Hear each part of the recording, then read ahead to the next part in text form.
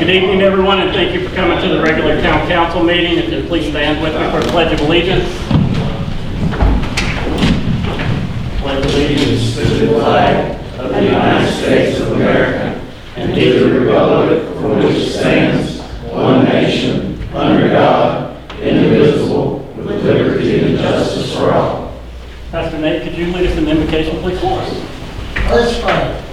Heavenly Father, Lord, we thank you for the beautiful day we had today. We thank you for the freedom to gather and discuss events in our community and all that goes into that. We thank you for the people that have been willing to serve and the people who even serve behind the scenes. We ask you to give a spirit of peace over our meeting this evening. In Jesus' name, amen. Amen. Please be seated. First on the agenda is our special presentation request. Conwani Patterson is going to give us a presentation on the Warhawk Community Park. You know, I'd like to have my president and secretary join me. Oh, absolutely. How's everybody doing today? Good. It's been a little while. I think the last time we came was back in 2020 when we first kicked everything off. So we got a couple new town council members as well. Congratulations to you guys. Very nice to meet you. If anyone doesn't know who we are, our organization is called Each One Teach One Incorporated, and we're an outreach program here locally. We try to work in the community as much as possible, and we have a project that we think will really bring our community together, and it's called the Warhawk Community Park. We have all local members on our organization, and we've had so much community support from foundations, mayor, town manager, council members, Ms. Hoops. Everybody's just been so great helping us out, giving us direction, and having 3 years to put it together. I think we're at a place now where we're actually ready to execute, and we just want to let you guys know who we are, what we represent. So I want to turn it over to Brittany and kind of let her do a little bit of who's who, where's what. If we can kind of have the slide go, you can follow with us. Just let me know. Okay, I'm Brittany Davis, and I'm the president of Each One Teach One Incorporated. It is a nonprofit organization that was established here in Tazewell County, Virginia. And our motto is empowering our community through mentorship and networking. Together we are strong. Founded in 2020, it was to provide a place of social gathering, educational opportunities, and nurturing the environment for both the physical and mental health of the people of Tazewell County and the surrounding areas. Through mentorship and networking, our organization fosters community pride and brings people together of all ages from various backgrounds, promoting diverse interaction, inclusivity, and community learning, as well as contributing to economic development. Striving to create overall better quality of life for the community, we do this by creating opportunities for personal and collective growth, such as awareness and advocacy for mental health and physical health, business consulting, coaching, community service projects, financial literacy, mentoring and networking, personal development, professional development, volunteer opportunities, and tutoring. So meet the board of directors. Our executive director, Mr. Conwani Patterson, myself as the president, vice president Freddie Viney, treasurer Mosey Thompson Jordan, secretary Hunter Mullins, chairperson Peggy Wilson, chairperson Terrence Taxley, chairperson Robert Rosa, chairperson Ishmar Armstrong, and chairperson Roland Patterson. Our current project is the Warhawk Community Park located at 374 Carline Avenue. It is adjacent to the Clinch Valley Community Action Head Start School, formerly known as the Carline Community School. The park will pay homage to those who were bused from the Carline Community School to the Tazewell County High School, formerly known as the Graham Colored School, that is now known as Graham Manor. The Warhawk Park will include benches, a community garden, cornhole and horseshoe areas, fitness area and equipment, playground equipment, shaded areas, shelters with restroom access, universal wall court, and a walking path. The availability of this fitness program will allow the community members to be more active and to help promote their mental and physical health while developing a sense of community. So these are a couple of the diagrams that we have got put together for the park, just to kind of give an idea of what could be there at that land. we're working with a developer called Mitch Reno. If you guys aren't familiar with him, he actually helped at Lincolnshire Park with the new updates there. And their company is Cunningham Rec Park. And our future project will be the community center, which will be a multi-purpose center that will provide an environment of educational opportunities, nurturing for mental and physical health, as well as a safe space for social gatherings amongst the elders and the youth. Another future project we have is 3D concrete printing. By providing this service, it eliminates the need for a framework, reducing material waste, and allowing for greater geometric freedom in complex structures, thus making building homes faster, cheaper, and more sustainable while developing affordable housing for all. With this project, we've talked to our county administrator and also some other people in the community, and they seem to feel like affordable housing is one of the first things on our bill here. You know, we got a lot of grandmothers raising children who are in school right now. Our housing is usually trailers, you know, they're pretty weather torn. So we've actually got Hunter Mullins here is our secretary. He's actually going to school to become a contractor. That's part of the process. You have to have a contractor, an engineer, and a manager for the project. There's actually now a 3D concrete printing company just moved. Does anyone know what the industrial park is called when you get off 460, like going to 77 right there? John Nash Boulevard. John Nash Boulevard. It's going to be right there. Has anybody heard of that yet? Yeah. The Omnis. It should be really great. From the research I've done, the capabilities are putting the house up in 48 hours, being able to cut costs to 10,000 in materials, being able to provide housing at an affordable cost, $200, $300, $400 per month to families who would never get an opportunity to live in a new home or a weatherproof home, not having leaks and problems that we deal with every day. Just wanted to kind of give a little more insight on that.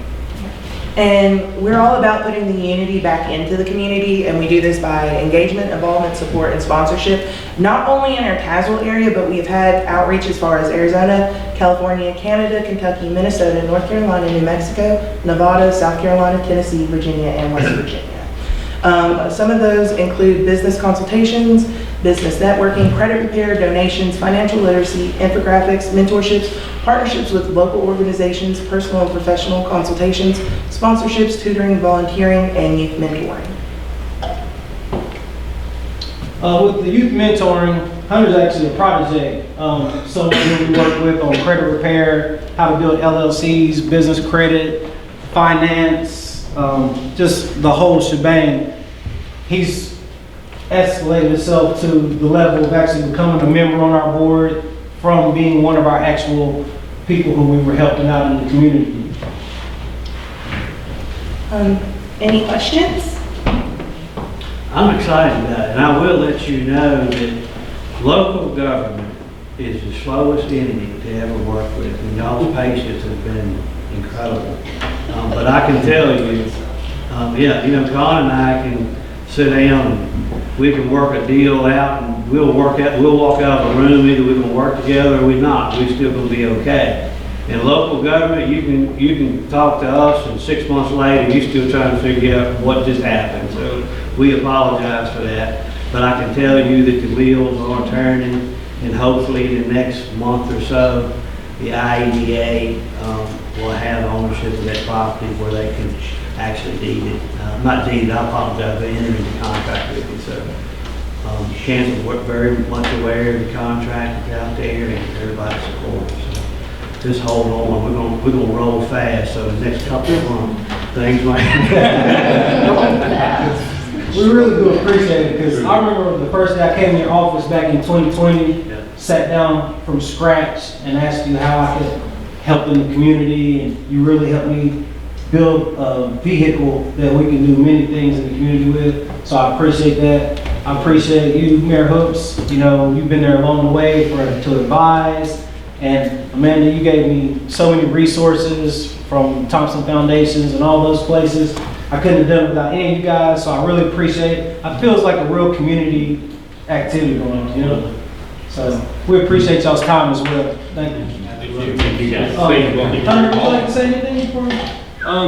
Just real quick to touch on a couple of things. I moved to Tazewell in 2010 from a rural area in McKinnon County. And something that I've always loved about this place is the inclusivity, that everyone has opened their arms up with me. And I've seen other people move here as well. And it's always been something where, like I said, everyone with open arms comes to join in, and there's been so many opportunities that I've witnessed in the 12, almost 13 years since I've lived here. And this is just the start of a icing on top of the cake. So let's keep it going, guys. I just want to say thank you all so much again.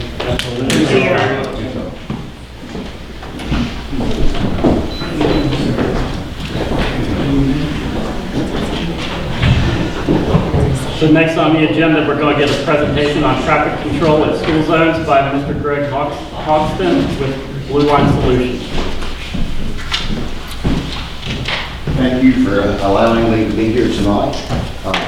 My name is Greg Hogston. I'm a retired law enforcement officer here in Southwest Virginia of 26 years, retired in December of 21. And I've had the opportunity to work with a lot of great officers, chiefs and sheriffs throughout my career here in Southwest Virginia. I was born and raised in Smith County, live in Washington County, so I'm just a hop over the mountain here to get to you. I've known the area. Used to come over here when I was a young teenager and hunt and fish in the area, so I'm pretty familiar with the terrain. And but getting to what I'm here tonight for is the company I went to work for in December 21. My whole career in law enforcement was pretty much based around community outreach, community watch programs, traffic safety. Until you've actually answered a call on the highway where a life has been lost in a traffic accident and it could have been prevented. That's why I've taken a proactive approach to properly educate. And I hope that you had the opportunity to look over a book I provided to you, I think it was a couple weeks ago. If not, I would like to encourage you to look at it, because the key element to the success of any program is proper education. And if you do not have a book, I'll be happy to provide you one so you can go over it. But proper education is the key to public acceptance of the program like this. And what it is, the Virginia General Assembly passed legislation in 2020, which allowed a different type of enforcement than I was ever had to use in my career. And it's photo speed enforcement, and it focuses on two unique locations, and that's school zones, protection of our children, and highway work zones, which is the protection of our workers on the highway, and our interstate work zones, and our secondary work zones. I had the opportunity to come by last year and meet Chief Mills and had a lot of good conversations with him. And what we do as our company, first off, is we want to come in and see if there's a problem in your school zones to identify if there is a need for this type of enforcement. And I came in April of last year, and we did a 5-day, what we call a baseline speed study, which is a covert speed study, which captures true driving behavior. So we put speed study boxes out in your school zones here in the town, and within 5 days, I got a total count of 42,314 vehicles going through your school zones here in the town of Tazewell. At that point in time, 3,373 violations were captured at 11 and above the posted speed limit when the lights were flashing during the day. So They say it again. they were 42,314 vehicles come through the school zones between the time of 7:30 a.m. and 3:30 p.m. There were 3,373 violations captured at 11 and above. With 11 o'clock. No, 11 miles per hour 11 miles. and above, which by statute, by code, a violation cannot be captured unless it is 11 miles an hour over the posted speed limit. That's in the code. We have to allow a 10 mile an hour threshold before it can be considered a violation, which would be 11 or above. During that study, 46 of those violations were at 21 and above. So reckless by speed. So with that information, we came in, I presented it to the chief and would like to have the opportunity to actually come and do an educational training with each one of you, whether it be one-on-one or one-on-two, to make sure that you actually properly understand on how the program is implemented. So if you're ever asked questions by your constituents, that you have the correct information. Because some of the issues that we run into where we live on Southwest Virginia side, Piney Flats had a thing a couple of years ago going to Johnson City that had photo speed enforcement in a 4-lane with no major intersections, no major schools, and it got the reputation of a money generator. And that's what it was used for. We focus primarily on school zones and the safety of our kids in the school zones. That's why we go with baseline data. Our program overall in all the states that we're in, we have a 90% reduction before active live enforcement takes place. Because we focus on the proper education of the community that it is going to affect. Either a 30 or 60-day intense PI&E campaign, which is what we call public information and education. We look at newspaper articles, radio, TV, banners, social media, Twitter, Facebook, Instagram. We partner with the school system to become a member of the parent portal. We give hard copy material out to all the school teachers, all the bus drivers, all the parents where the SROs working the lines, where the school officers can get in and properly educate the parents by giving them the material to let them know that it is coming, to beware. Then once that phase is finished, we go into what we call the warning phase. That's 30 days of nothing but warning violations to the people who go through at 11 and above. After that, the program goes live and active. But during our program, and one of the reasons why it's so successful, is we provide what they call a radar feedback sign, which is just like when you come into the town, it flashes your speed. We want that driver entering that school zone to have one last visual cue of their speed before they get to that area, to slow down, the last reminder, before that violation is captured. By state code, this is a civil violation only, and it can be enacted two ways. The local governing body can adjourn and adopt their own civil local ordinance that can be utilized during enforcement. But the town of Tazewell, just like all the other towns and counties around us and cities, they've adopted the motor vehicle code under your local town code. And you adopted it in 1991 under your town code 16.2, is which you adopted the entire motor vehicle code of Virginia, which encompasses the statute 462882.1, which grants the authority for a locality to utilize photo speed enforcement. One of the main components, it's a less punishable offense to the offender. If you get stopped by an officer on a traditional traffic stop and you're issued a violation under state code, there's demerit points that come with that violation, a court cost, it's reported to your insurance. If you get caught in a photo speed violation in the school or work zone, it is a civil penalty with a fine or a civil fee, no more to exceed than $100. It comes back to the locality under their local ordinance. There's no court cost assessed to it, and it does not get reported to your insurance. So you do not have to carry those demerit points on your license for 5 to 7 years, or however how many years, depending upon the offense from the drop off. So it's a less punishable offense. The General Assembly said, hey, we'll let the violation be up to $100. We want some teeth in the offense so it will deter bad driving behavior in these specific areas. So they passed that in 2020 to allow that to be adopted into a local code, or since the town has adopted the motor vehicle code at that point in time, you can utilize it at that way in that type of enforcement. But right now, our program, we have in Virginia, when I started, we had Smith County as a partner with County, New Kent County, Bland County. Working with the city of Bristol right now, the town of Saltville is a partner with us, Chilhowie, New Kent County, we're working with the city of Chesterfield County, and Prince William, and several other localities around in this southwest region. There has been a great interest in this because, as we all know, when I left my career in end of 21, we were 18 employees down on patrol. And every department, no matter what part of the state, everyone is facing the same issues with manpower and law enforcement. There's more people walking away from the profession now than there is coming in. And the call volumes are astronomical, and the stress on the forces, whether you're a sheriff or a police, is just about impossible to keep up with. And when I left in 21, our biggest complaint on a daily basis was reckless driving and bad vehicle behavior. And a lot of it came from our school zones and our work zones, and we just did not have the manpower at that point in time to focus and put those resources there because of calls of service. This is a way that an agency and a locality can utilize this as a force multiplier. It focuses solely on the violation, nothing else.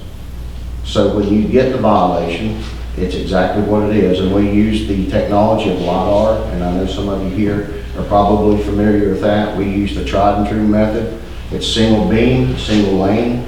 So whatever vehicle is in the beam is the only vehicle that's being detected at that point in time. So when a violation is captured, it is 100% accurate and dependable. It is very defendable in court. We have had a few cases go through the appeal process in Wythe County, and I attended that first appeal process, and it went just by code. Everything went like clockwork.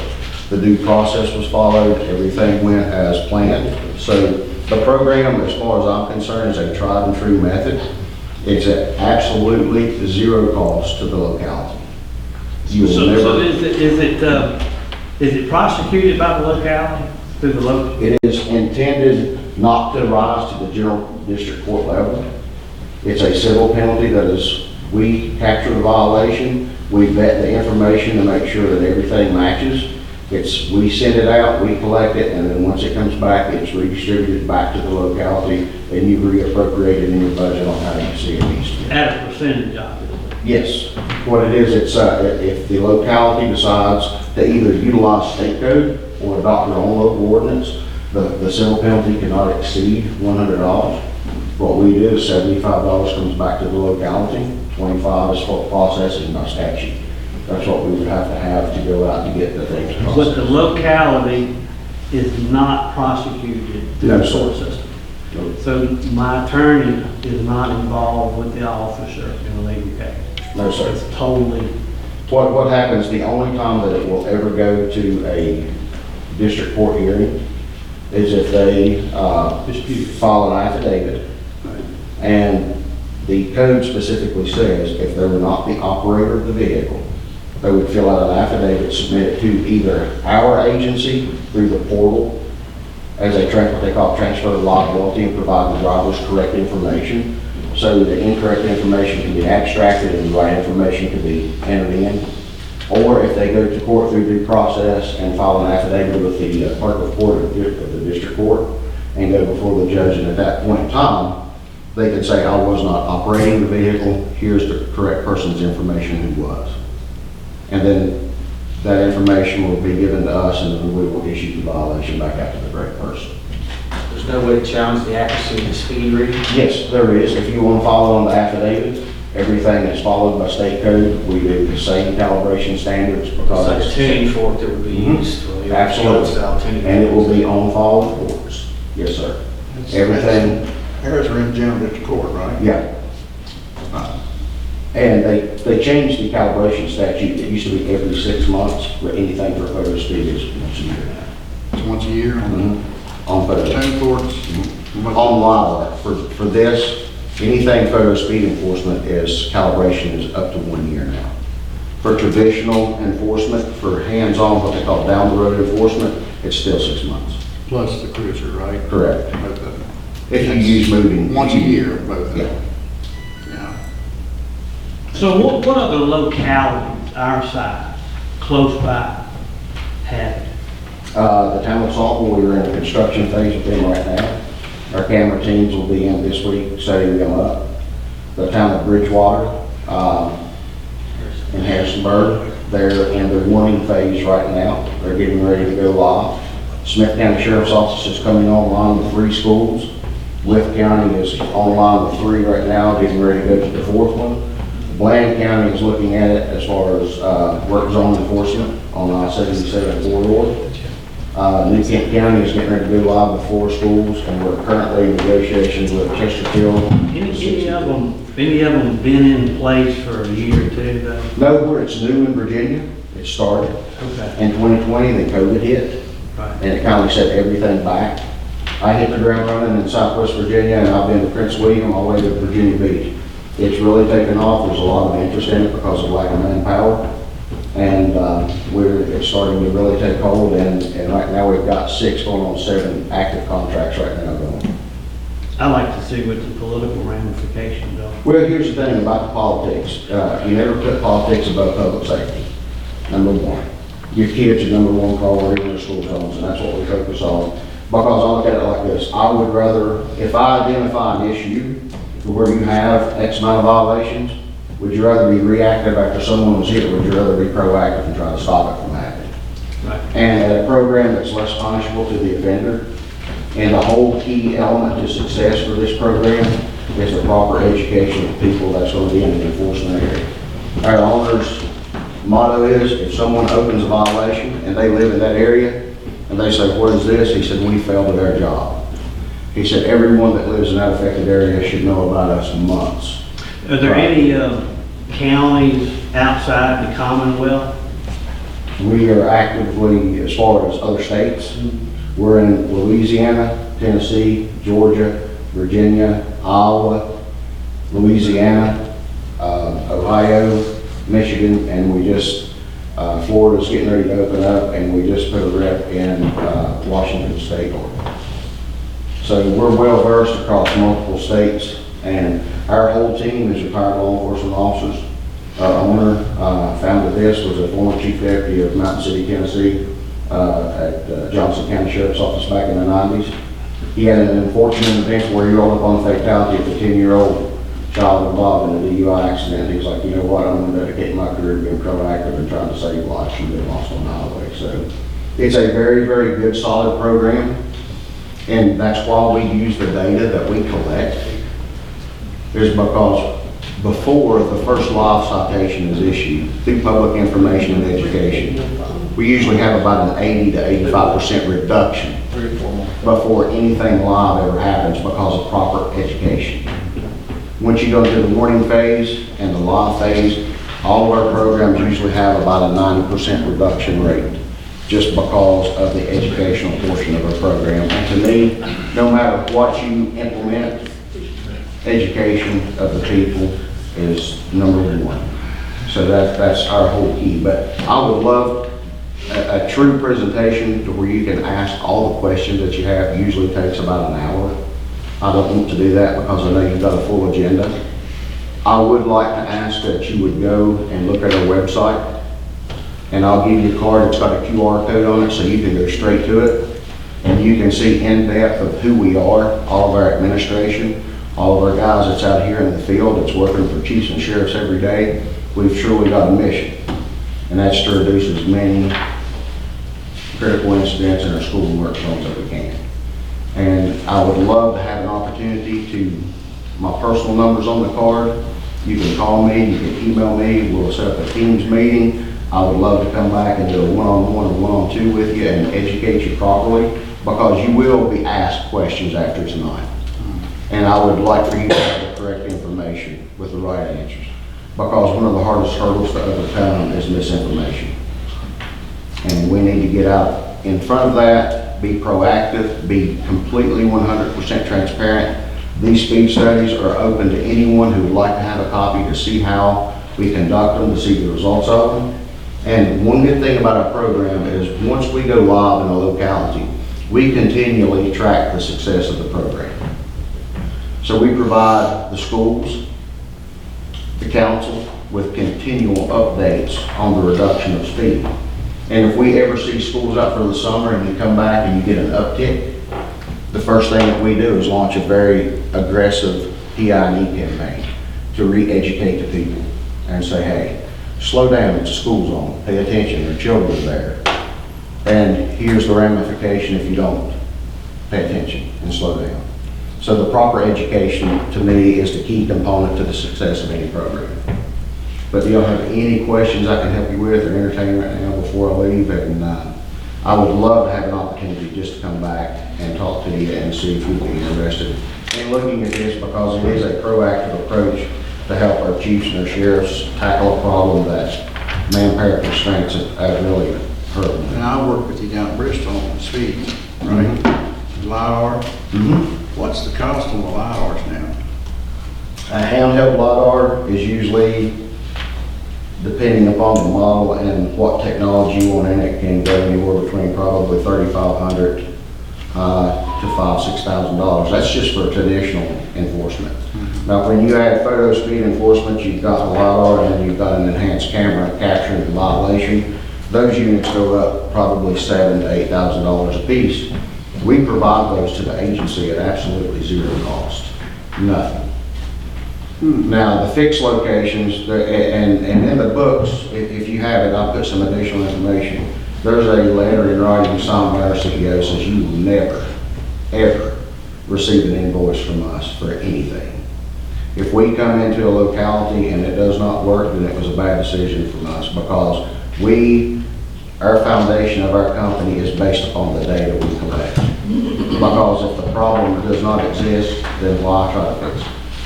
We only come into the area where there's an identifiable problem that needs this type of technology to help your local law enforcement deal with it. And the fixed locations, everything that we do as far as concerning any type of photo speed enforcement is at absolute no cost for the locality. When you collected your data, where were you specifically in order to capture that data? Where was it captured? Right. Within the heart of the school zone between the flashing signs. Okay. So is that on Fincastle? Yes, we did Fincastle, we did Bulldog Drive. Did the middle school, we did North Tazewell. We did North Tazewell, we did Brown High School, we did middle school. Okay. Did you Maplewood? Did you Maplewood?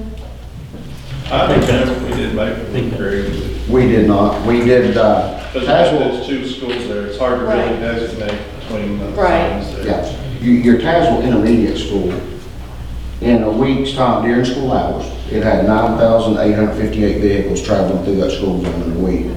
1,433 above 11. And 13 reckless by speed, which is 21 or over. On Tazewell Middle School, you have 13,502 vehicles within a 5-day period, 1,136 violations. And reckless driving, you had 23. The other two was a little bit lower. The Fincastle Turnpike had 11,971, 514 violations, and the other Bulldog Drive had 6,900 vehicles and 290 violations. So it is very area specific. The devices we use is a KA band radar box, which is very, very small and discreet. That way it does not deter driving behavior, so we get the true behavior of that week that we're studying. And we try to provide you 5 full days of data. So. You have that from 7 a.m. to 3 p.m., I think you said? Yeah, 7:30 to 3:30. Do you have it broken down within that? Yes, we have it broke down within the morning hours, when the lights flash in the morning, the midday, and then the afternoon. Yeah, and it goes back to the locality by code. Some localities across the Commonwealth, depending upon the schools, run the flashers all day. Some break it up in the morning and afternoon, but that goes back to the school superintendent and what they feel they need for the safety of the school. I'll get with Chief and we'll talk about it. I'm sure he will probably want to talk to other chiefs outside of the state. Oh, yeah. Yes, sir. Very interested. We'll catch back up with you. We appreciate it. Okay, thank you. Thank you very much. Appreciate your time. Thank you for your time. Thank you. Appreciate it. Don't speak, please. Because it hurts when you get the kick. All right, so next on the agenda is Leon Reagan's going to introduce 2 new town employees. No, I want to make them stand up. Stand up and get your speech ready. Get your speech ready. So this is Sabrina Schooley. She's been with us for several months, but in her several months, she's already moved up and switched over to her water clerk. So she is still learning, but she has done a great job in learning and taking that on. And I really appreciate all her work. All right.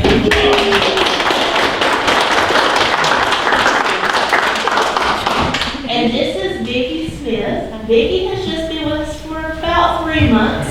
So she has kind of got her feet on the ground and she's took off running. So if you call, it's a good chance you're going to be talking to Vicki. And I have to say, when she first started, she was so polite. It was so nice. And I said, don't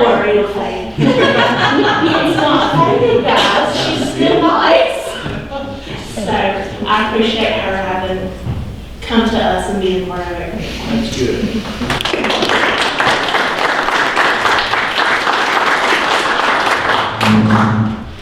Next on the agenda, Chief Mills is going to introduce us to 2 new police officers. Stand up, folks. Stand there, raise your hand.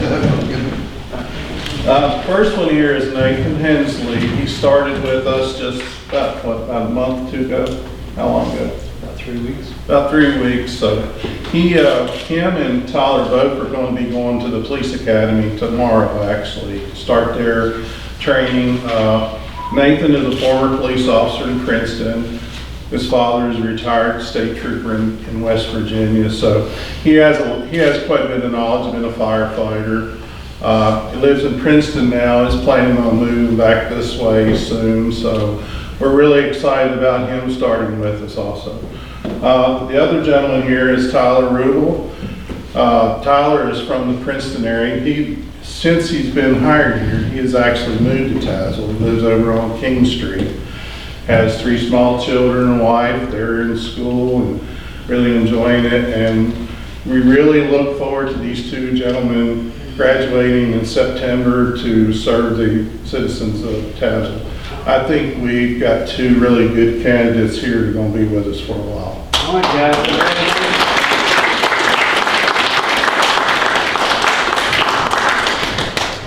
Very good.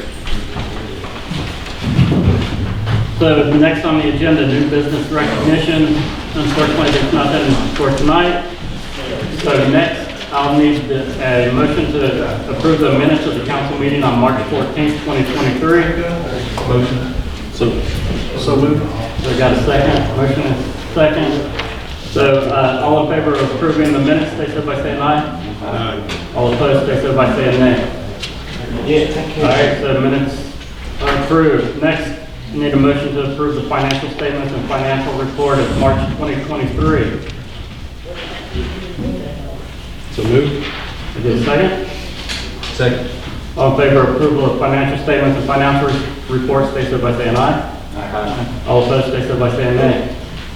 All right, so financial statements and financial report are approved. Next is the committee conference updates. Councilmember Davis will give us an update on Planning Commission Committee. We had an individual coming to us wanting to open a business in one of the overlay districts. They will be leasing the property. We talked about a couple of things that we would need in order to approve what they need, and they're going to be coming back next month.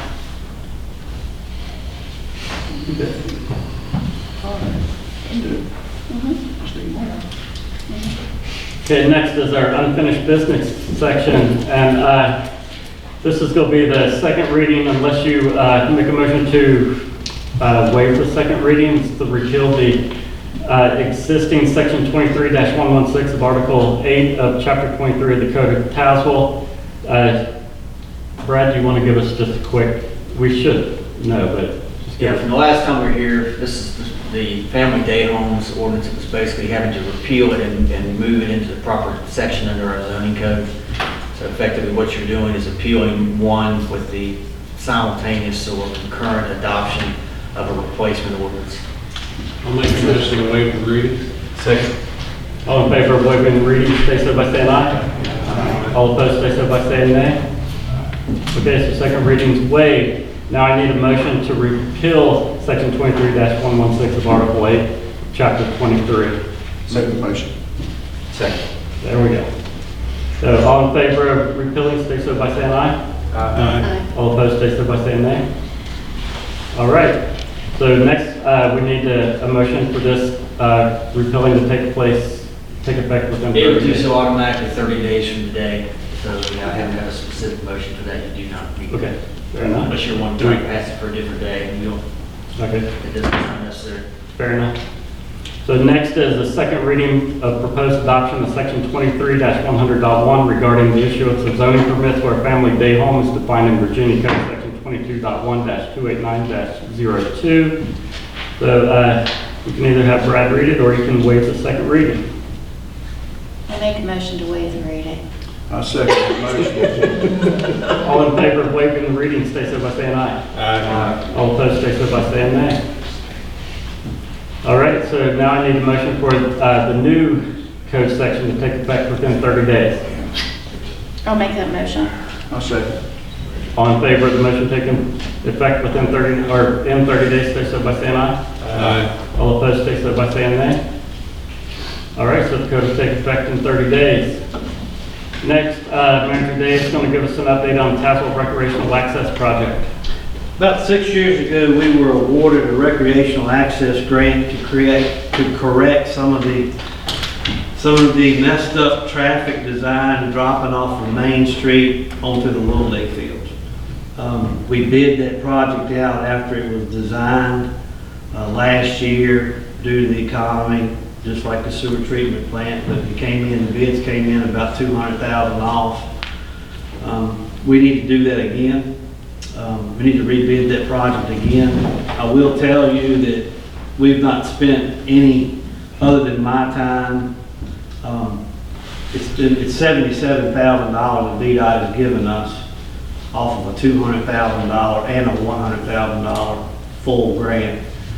And if we don't do the project, we're obligated to pay it back.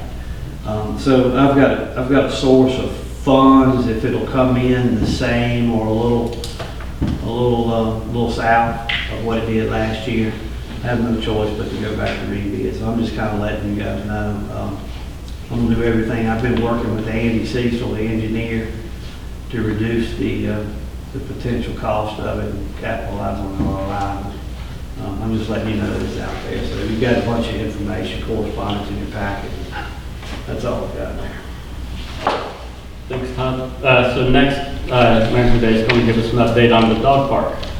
Okay, I just briefly want to let each of you know, I've got calls from each of you from time to time about the project, input on the project. We've studied this project for a number of years.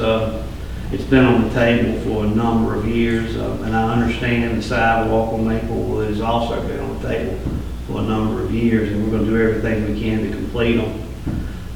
You've got in your packet exactly what we intend to do, the cost estimate that you've already approved. You know exactly what that is.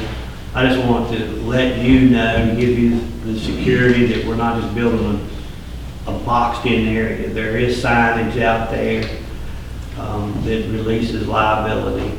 There's precautions that we're taking. There's even language in there about having license, which the county has a code on that. So does the town. We've never really enforced it, but doesn't mean we need to stick with it. However, it's in there, and for right now, until I can sit down with council and look at other options, it's in there. We can always take it off of the board. So I just wanted to show you, let you know, it does come at a cost. We've ordered 2 fountains. We've got a couple benches to order, and just to make it a nice park. I've also got a request to add some other amenities to it, and I'll communicate via email on what we decide to do there. So I had one council member bring up maybe a set of swings for kids, and had another one brought up some amenities for their animals to play around. So we're doing everything we can to make it a destination dog park, to make it legit. If we're going to do it, we're going to do it the best we can. It is in a flood prone area, and it does a couple times a year flood. So we are spending money knowing that to retain the park. So you're not going to see wooden benches in it. Everything's going to be fast. Both fences that run perpendicular to the flow, the water flow, have 3-inch galvanized pipe, we also have breakaway fences on those ends so where that water can flow. So we're doing everything we can to make it a park worth the investment, not just throwing it out there. The flood zone, is it going to be brought up some away from that creek down there that's going through? When it floods all the way up to the home. Yeah. The entire is free. But again, we're retaining the integrity of it. We're taking extra precautions to retain the integrity of the dog park. That's all I've got, Mayor. Thank you, sir. So next, you're still on the hot seat. You're going to give us an update on the shade sales for Kids Zone. Okay, there were some comments about shade sales, and I understand that we recently had an event last year that had some shade sales. Unfortunately, I was not able to see those. Obviously, if I just didn't see them at the event, but I can tell you the shade sales that we are looking at, I don't think at all that they fit the description of what y'all envisioned. But you're looking at a $36,000 expense, and I'm sure that's not what you had in mind. So I just want to let you know that we're working on it. We're looking at options that are out there. We're trying to find something that's permanent, but yet residual to weather. And so just want to let you know we're working on that. Thank you. Oh, those are huge. Okay, so next, Manager Dash will give us a discussion on the Warhawk Community Park lease. Okay, as each of you know, back several years ago, the council voted to deed property, but for the best interest, I worked with Todd and his team, and we felt like in the best interest, so one day I'm not going to be here. One day Colin may move on to other things, and we want to be sure the park stays and is in good shape and maintained.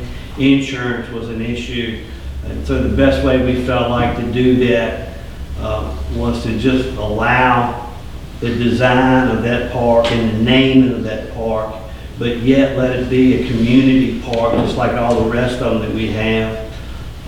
So that it's maintained and insurance is there. You know, we all capitalize on the project. So Con and his teams looked at it. We're in agreement that that's the best route to go. One of the areas that I need to address tonight is we do need to deed that property through a correct legal method to the IEDA.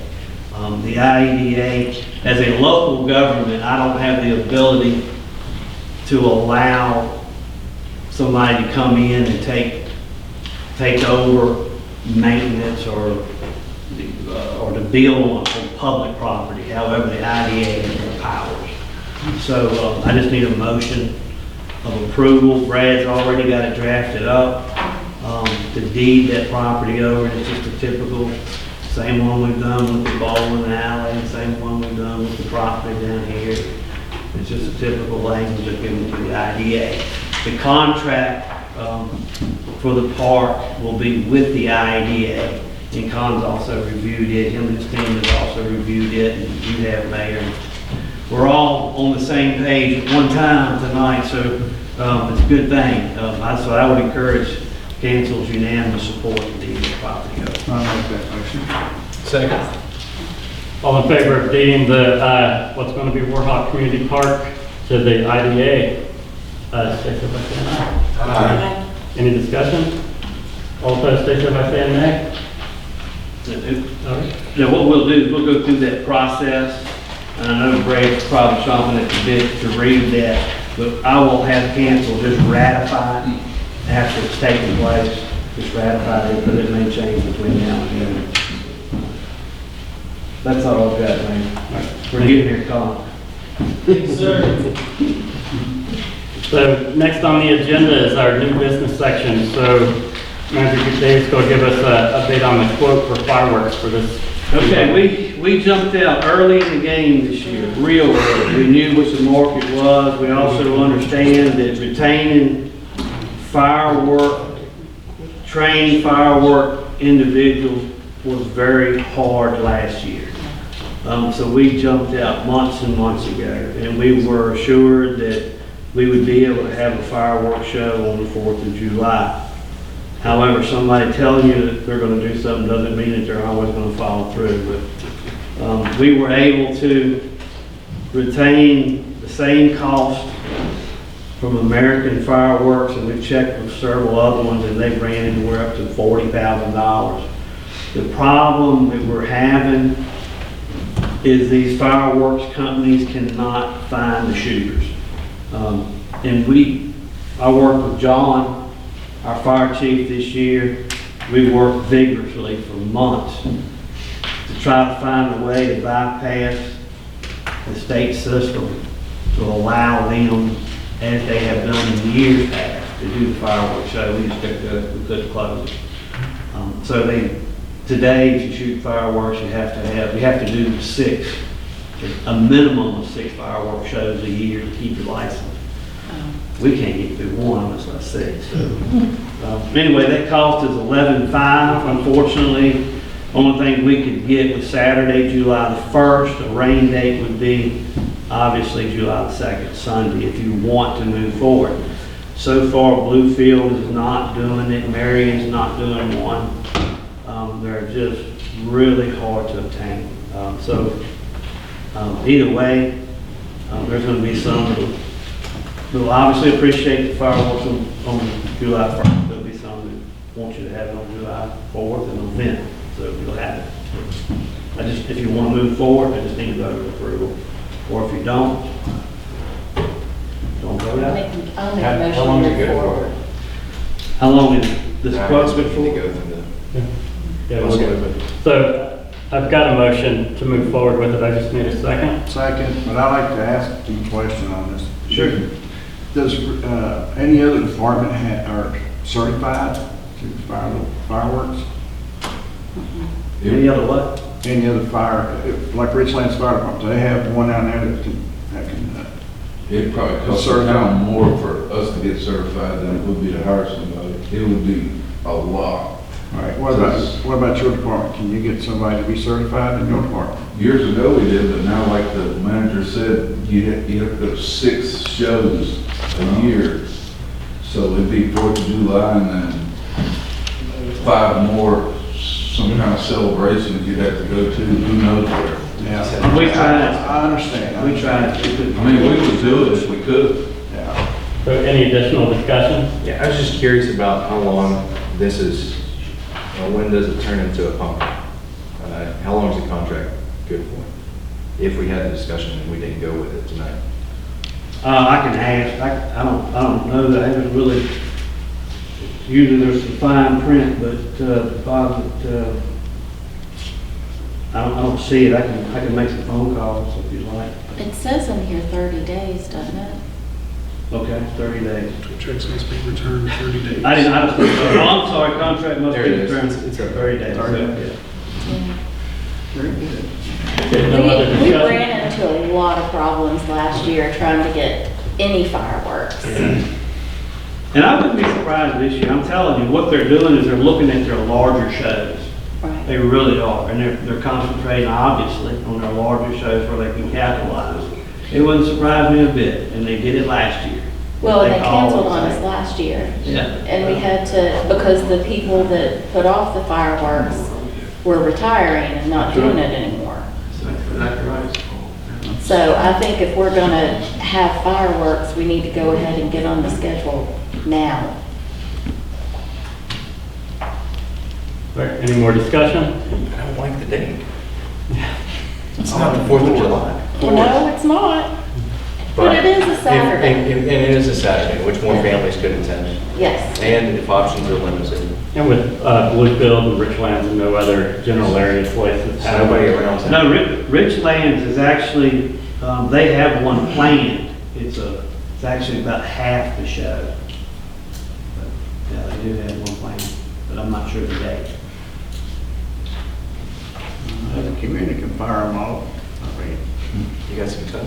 Legally? Not legally. No, not legally. We can't fire them off legally. But golly, it's the 4th of July, you got to celebrate a little bit.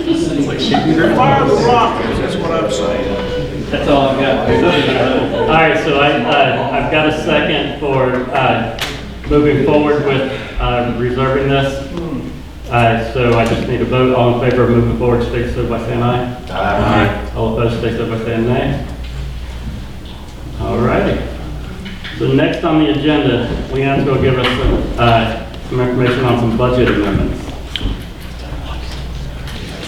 In your packet, You have several nice pages of budget amendments that I have prepared for you guys to look at if you have any questions. This is just either adding in funds that we didn't originally budget for, or it is moving funds from one line item to another just to cover overage expenses. Still from Peter to pay Paul. Exactly. You're absolutely not running a deficit. You're absolutely not in the red. We like to square up the line items. And it's an audit recommendation is why we try to keep our budget more in line. That way we can get a good audit. Well, it looks like some of these are things that we just didn't use. So move it to someplace that it will be used. Right. Yeah. There's a reason I have money. There's a reason. I have money. Motion to approve? Second. Any discussion? So all in favor of approving the budget amendments, stay so by saying aye. Aye. All opposed, stay so by saying nay. All right, so budget amendments are approved. Next, Manager Days will give us an update on the rescue squad upgrade. I just want to let you know that we've potentially got another IRF grant out there. We haven't got it yet, but we have applied for it. It's actually not IRF, I take it back. It's congressional district spending money that was allocated to both parties. But we did apply for an upgrade of the rescue squad. So if you look through there, you can see where I did a takeoff. It's a whole lot more elaborate on scratch paper, but the details of it were applied here. It's a 75% grant, so we'll come up with 25% if we get it, but it's 400. I just want to let you know that it's out there, in case anybody has any questions. And actually, Amanda did it. Hi, Amanda. Hi. How are you? Good. You got anything you want to add to it? I believe we requested, we request 350 or 4. 471, 187.50, but that's the whole value. We actually have another grant out for the rescue squad through AARP as well. Excellent. So, any questions? Not now. So, next Manager Days will give us an update on some vehicles and equipment to be auctioned. Okay, every 3 to 4 years, we try to get rid of equipment that's antiquated, we've used, got miles on it. As you know, my managerial practice is to buy 2 cruisers annually, and that always keeps our fleet of cruisers in good shape. But we have equipment that wears out. So you've actually got pictures in here. We've got titles, and we are ready to move forward with trying to get rid of some of the surplus stuff. A lot of this equipment in here you may have not ever seen, and it's equipment that we obtained. As you well know, Chief is very active on obtaining free equipment, and he's done a wonderful job, and we've actually, to this very day, still use a lot of stuff with it. So when we can get it free and we know later on down the line we can move it, we take advantage of it. So I just need a motion to proceed forward with the upcoming auction and get rid of some of this equipment that we've got. Not so late. A second. All right, any discussion? Is there a date and a time for this auction? It is, and I can email it out. Yeah, I'll email it out. Which piece are you looking for? One of the 7. Yeah, that's key, got me. Yeah. This might be something that the public. Sure. Absolutely, yeah. So I'll let you know. All in favor of allowing Todd to move forward with the vehicle and equipment, all stay so by saying aye. Aye. All opposed, stay so by saying nay. All right, Todd, go ahead. Okay, this next one on the agenda, I've had conversations with a few of you have canceled, and we also had some preliminary conversations in a work session. I would like to continue those conversations when it comes to a programs coordinator. It's also my understanding that due to the not so much good success of the indoor sports complex, there's other options out there. And instead of procrastinating like local government usually does and waits for the next meeting a month from now, I would like to have council's approval. Obviously, I'll communicate with you via email. If we find that it's in the best interest to move on an RFP for the fields that we're looking at Ramey now, I'd just like to be able to proceed forward. Now, obviously, I'm going to work with each of you to do that. And you'll have to tell me in the middle of the week to move forward, but I'd like to get it on record now. Obviously, I won't do it unless you approve to move so.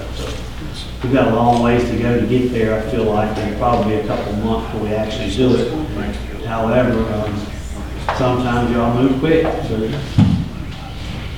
I just need approval. So we need a motion to approve to let Todd put out an RFP to solicit, drawings and things of that nature to see what this may cost us. No, just, the golf course out there over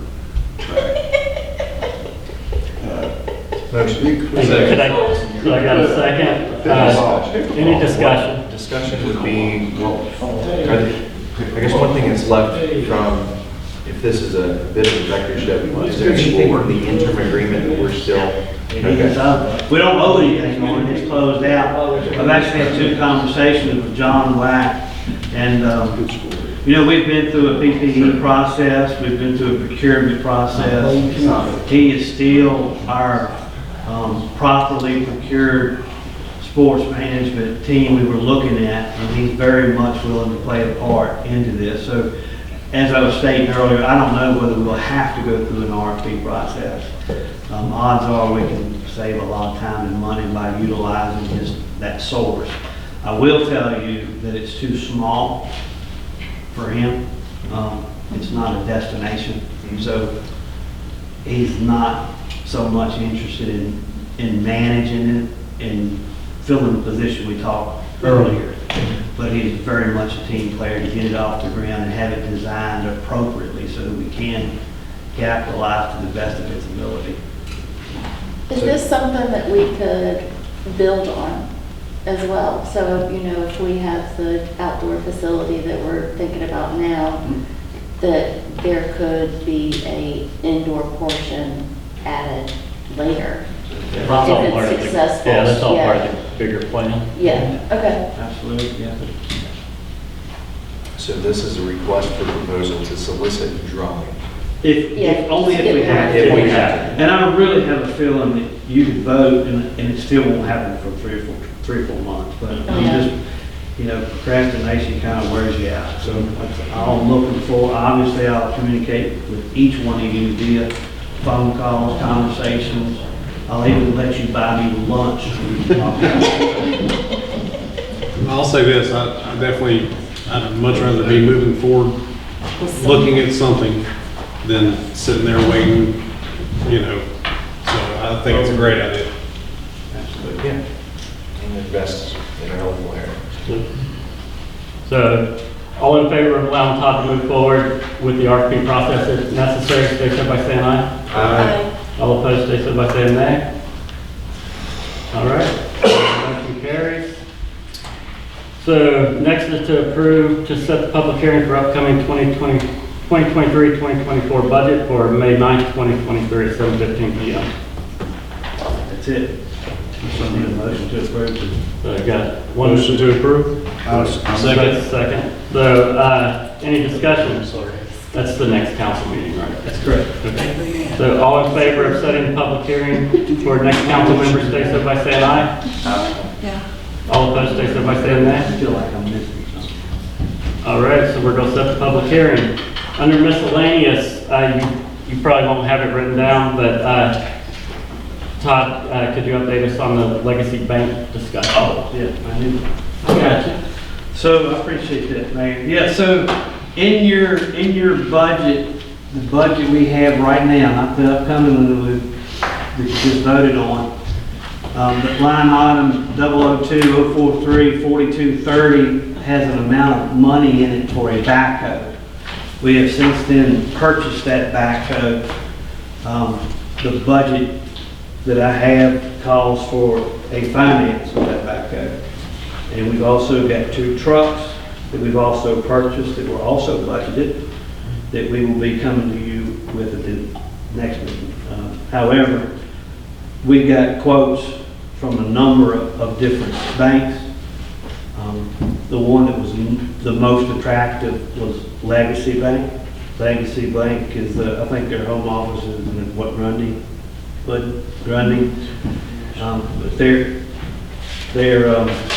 they were the most attractive when it comes to rates at $595.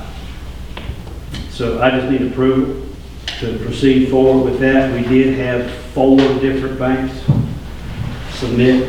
Most of them were obviously all your local banks. That was the only one that was like running. Will you also need approval for sign, people who are authorized to sign? Another one, yeah. So that was the whole idea. I need permission to move forward with it. And just like VDOT and every other organization, when I go to them to sign it, they don't know who I am. So they need you to vote so she can send it to them that you approve that my signature stands legit. Okay, so first we need a motion to allow Todd to move forward with using Legacy Bank to purchase the backhoe. Correct. Make that motion. Need a second? Second. Any discussion? All in favor of? I got one discussion. I just want to be sure. You said purchase. It's not, we've already purchased it. Okay. It's just a finance. Okay. The finance, the backhoe. All right, so all in favor, stay so by saying aye. Aye. All opposed, stay so by saying nay. All right, so I also need a motion to allow Todd and Leanne to, be the signatory on these files or on these payments. So moved. Second. Any discussion? All in favor, stay so by saying aye. Aye. All opposed, stay so by saying nay. All right, Todd, you got it. So next, Councilmember Beasley is going to update us on someone who we feel will be a great addition to our Historic Review Board. Yep. We have one opening on the Historic Review Board, and we met at the last Historic Review Board meeting, and the person actually here in the audience today, we'd like to recommend that we nominate Nate Thomas for the Historic Review Board. So we need That's what you get for coming.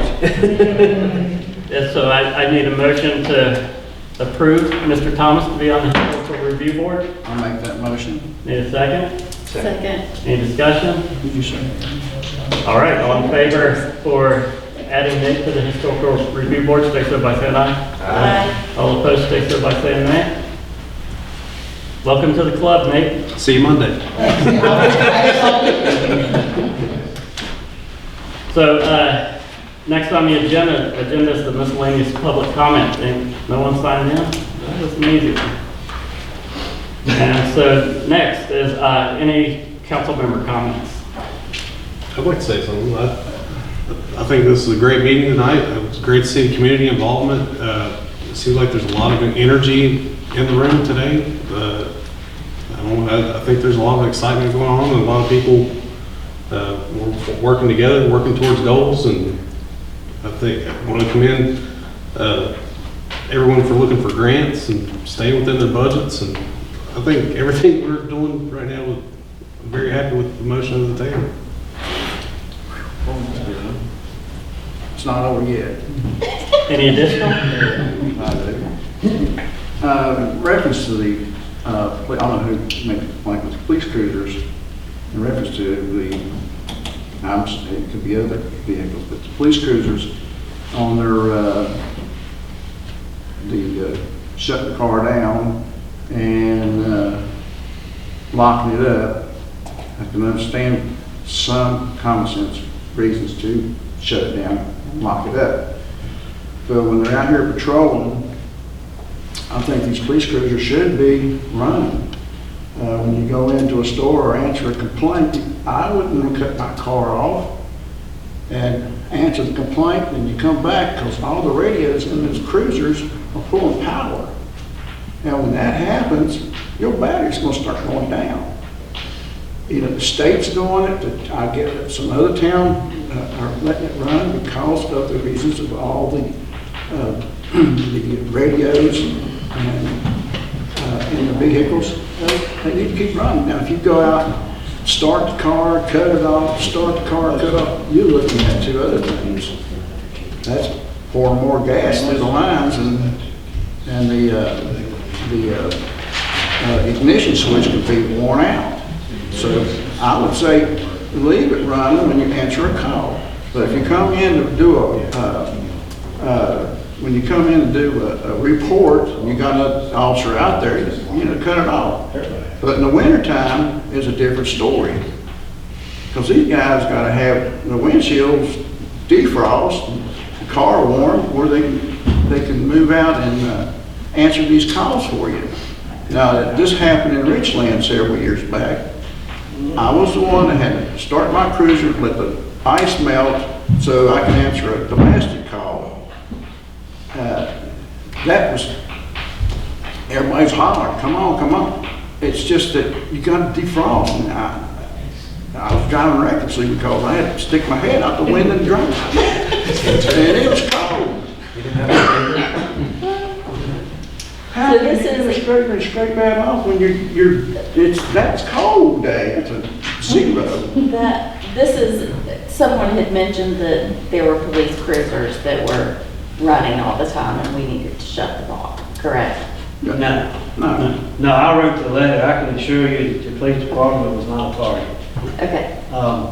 The whole idea is I have seen public works vehicles, town vehicles literally sitting for an hour.